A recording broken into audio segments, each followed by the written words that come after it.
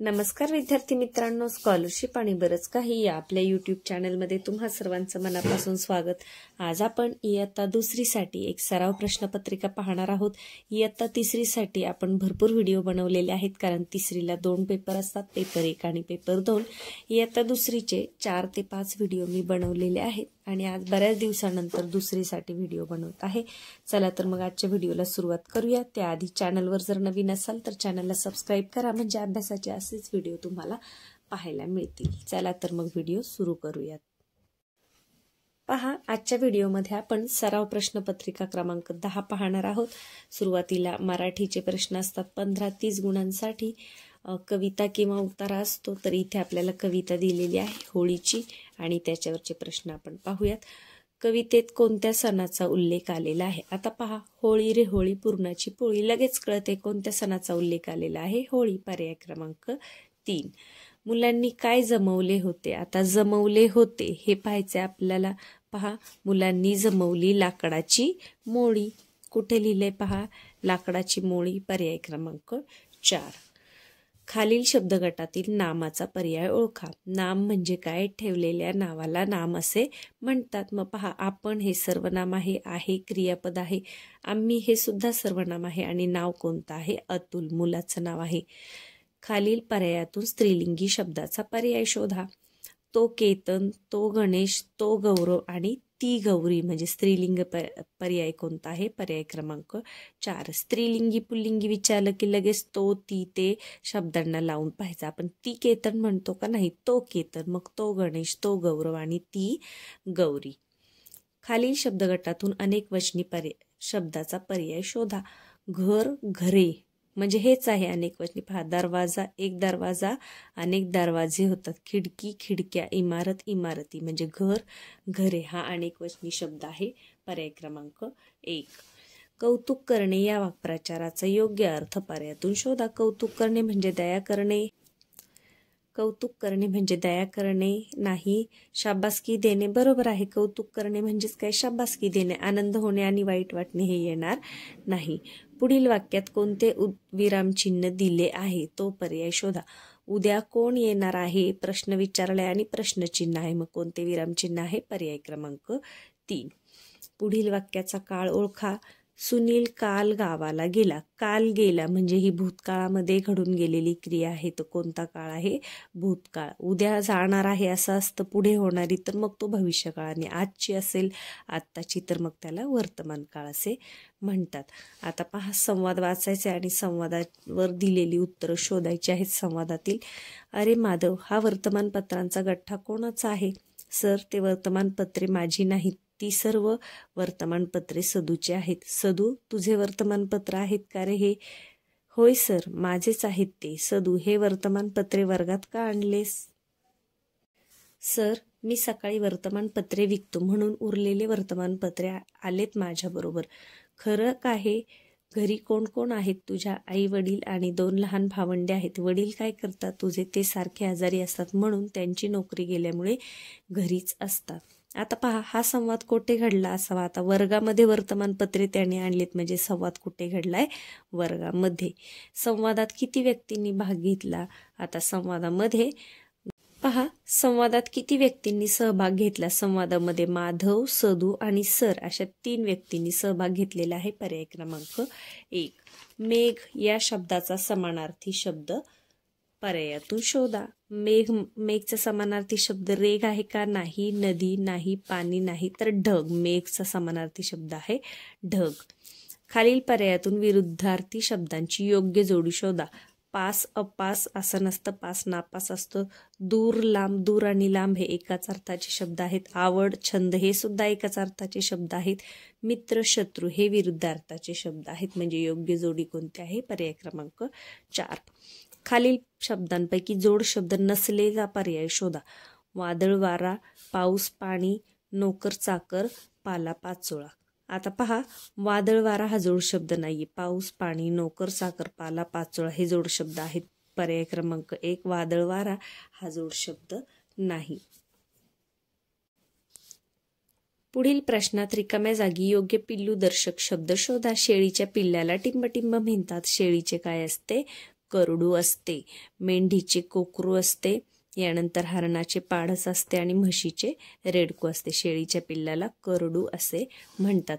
सूर्य उगवतो ती दिशा कोणती? पूर्व. पुढे पहा, गणित सुरू झालेलं आहे. आता आपण गणिताचे प्रश्न सोडूयात. गणितचे 25 प्रश्न आहेत 50 गुणांसाठी. खालीलपैकी कोणत्या आकृतीला 4 बाजू आहेत? अगदी सोपं आहे हे. त्रिकोण, त्रिकोण, त्रिकोण आणि हा आहे चौकोन. 4 बाजू असलेला पर्याय क्रमांक 4. 5 दशक 9 एकक. रिकाम्या चौकटीत योग्य चिन्ह शोधा. 5 दशक म्हणजे 5 वर दशकचा 1 शून्य द्यायचा म्हणजे इथे 50 होतील. 9 एकक म्हणजे 9. मग 50 आणि 9 याच्यामध्ये कोण मोठं आहे? 50 मोठे आहे म्हणजे या बाजूचं चिन्ह येईल. पर्याय क्रमांक 2. पुढे पहा, खालील पर्यायातून विस्तारित संख्या व विस्तारित मांडणी यांची चुकीची जोडी शोधा. चुकीची जोडी शोधायची. 50 आणि 3 35 होतात का? नाही, म्हणजे ही चुकीची जोडी आहे. 40 आणि 0 40 हे बरोबर आहे.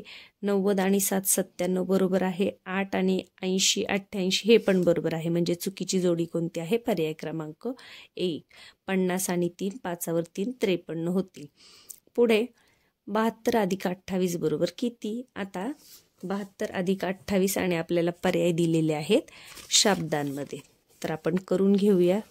72 अधिक 28. 8 आणि 2 10 0. हात झाला 1. 7 आणि 3 10. किती आले उत्तर? 100. परंतु आपल्याला इथे 100 दिसते का? कुठे? पहा, 1 दशक म्हणजे 10 आहे का? नाही. 1 शतक म्हणजे 100. 10 एकक म्हणजे 10च आणि 10 शतक म्हणजे 10 वर 2 शून्य म्हणजे 1000 होतील ते. तर आपलं उत्तर काय आलंय? 100 म्हणजे 1 शतक. पर्याय क्रमांक 2. एका वहीची किंमत 9 रुपये असल्यास 5 वह्यांची किंमत किती? 9 5 45. कुठे आहे? पहा 45. पर्याय क्रमांक 2.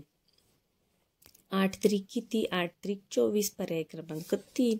काही प्रश्न अगदी सोपे असतात, पटकन जमतात मुलांना. एक अंकी सर्वात मोठ्या संख्येत 58 मिळवले असता किती उत्तर येईल? आता एक अंकी सर्वात मोठी संख्या कोणती आहे? 9 आणि तिच्यामध्ये आपल्याला 58 मिळवायचे. एक अंकी सर्वात मोठी 9, 2 अंकी 99, 3 अंकी 999. याप्रमाणे सर्वात मोठी म्हटल्यावर 999 असं वाढवत जायचं आहे. तर पहा, 8 आणि 8 16 आणि 1 17 7. हात झाला 1. 5 आणि 6 किती होतील? 67. कुठे आहे? 67. पर्याय क्रमांक 1. 20 ते 30 या संख्या दरम्यान किती विषम संख्या आहेत? आता 20 ते 30 किती अंक येतील? पहा, 10 अंक येतील. मग याच्यामध्ये विषम संख्या किती असणार आहेत? 5. पर्याय क्रमांक 2. कारण एकाआड एक विषम आणि समसंख्या असतात. जर 10 संख्या असतील तर 5 सम 5 विषम. जर 20 संख्या असतील तर 10 सम 10 विषम. असं अर्ध अर्ध असतं. 63 ही संख्या अक्षरात कशी लिहाल? पहा, 63 इथे आहे. पर्याय क्रमांक 3. सोबतच्या बेरजेच्या उदाहरणात स्टारच्या जागी समान अंक आहे तर तो पर्यायातून शोधा. आता इथे जर आपण 0 घेतले 0 0 0 आणि मग 1 आणि 3 0 होतात का? नाही. पण इथे 4 घेतले तर 4 आणि 4 8 नाही होत. इथे 5 घेऊन पाहू. 5 आणि 5 10 0. हात झाला 1. 1 आणि 1 2 3 आणि 2 5 म्हणजे 5 घेतलं तर आपलं उत्तर इथे बरोबर येणार आहे.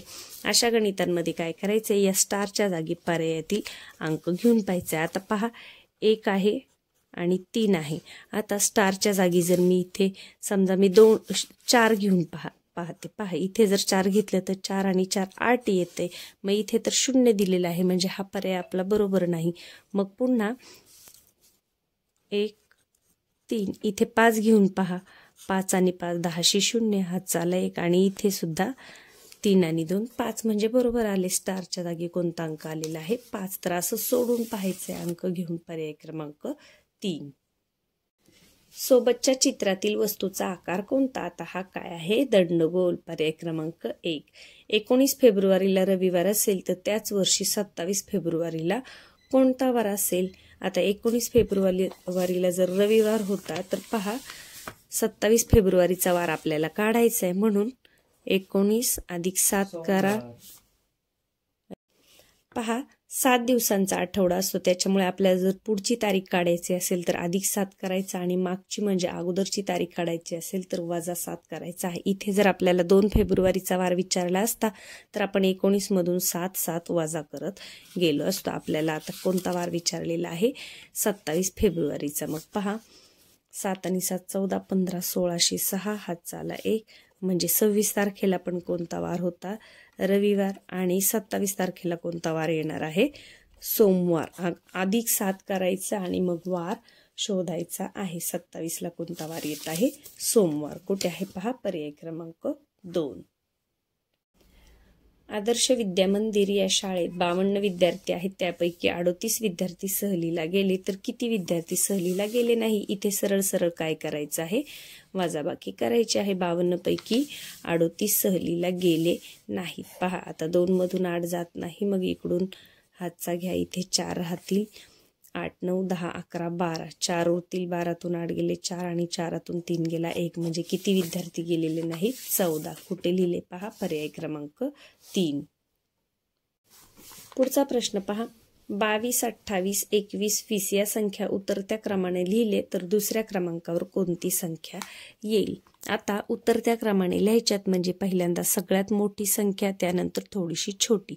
आता दुसऱ्या नंबरची विचारली आहे ना, मग पहा 22, 28, 21, 20. मग 28 सर्वात मोठी आणि त्याच्यानंतर कोणती येईल? 22. म्हणजे दुसऱ्या क्रमांकावर कोणती संख्या येईल? 22. पर्याय क्रमांक 4.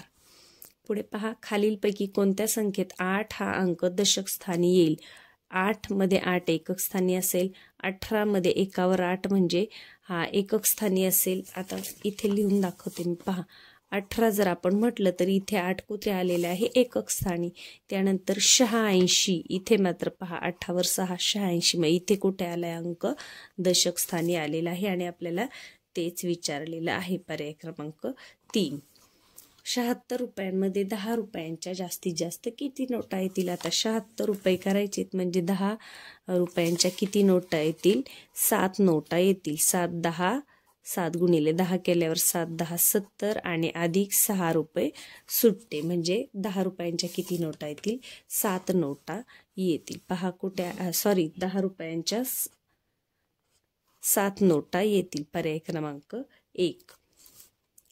5, 9 हे अंक एकदाच वापरून तयार होणारी लहानात लहान संख्या कोणती? आता 5, 9, आता 5वर 9 59 आणि 9वर 5 95. मग एकदाच वापरून तयार होणारी लहान संख्या कोणती होणार आहे? 5वर 9 59. पर्याय क्रमांक 2. 10 रुपयांच्या नोटेचा आकार कोणता? आपल्याला माहिती आहे 10 रुपयाच्या नोटेचा आकार कोणता आहे? आयत. पर्याय क्रमांक 2. 25 अधिक क्ष बरोबर 50 तर क्ष बरोबर किती? आता जेव्हा असं अक्षर दिलं जातं तेव्हा बऱ्याच मुलांना हे समजत नाही क्ष काय आहे. तर क्ष इथे जे अंक आहे त्याच्याऐवजी दिलेलं अक्षर आहे. तर 25 मध्ये किती मिळवल्यावर 50 येतील? मग 50 मधून दिलेला अंक वजा करा. 50 मधून 25 वजा करा. उत्तर काय येणार? 25च. म्हणजे क्षची किंमत किती येणार? 25. पर्याय क्रमांक 3. 1 ते 100 या संख्यांमध्ये 5 हा अंक किती वेळा येतो? आता 1 ते 100 मध्ये 5 हा अंक 20 वेळा येतो. 0 हा अंक 11 वेळा येतो. नाही, पहा 1 ते 100 मध्ये 0 हा अंक 11 वेळा येतो. 1 हा अंक 21 वेळा येतो आणि 2 ते 9 अंक किती वेळा येतात? 5 वेळा येतात. पर्याय क्रमांक 2. त्रिकोणाला किती कोण असतात? त्रिकोणाला 3 कोण असतात. पर्याय क्रमांक 1. घड्याळात तास काटा 8 वर व मिनिट काटा 12 वर असताना किती वाजले? 8 वर तास काटा आहे आणि मिनिट काटा 12 वर म्हणजे 8 वाजले आहेत.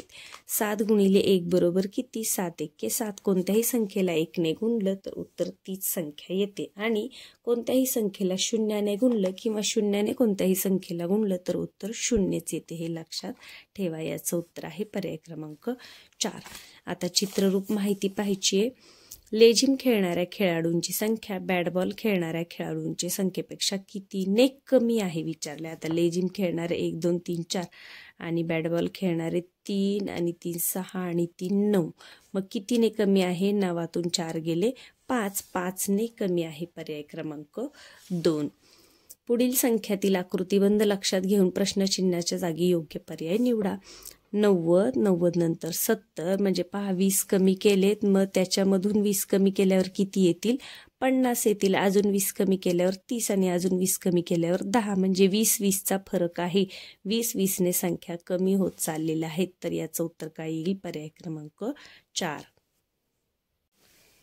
तर आता पहा, पुढे इंग्रजीचे प्रश्न सुरू झालेले आहेत, परंतु हे आपण उद्याच्या व्हिडिओमध्ये पाहूया, म्हणजे व्हिडिओ जास्त मोठा होणार नाही.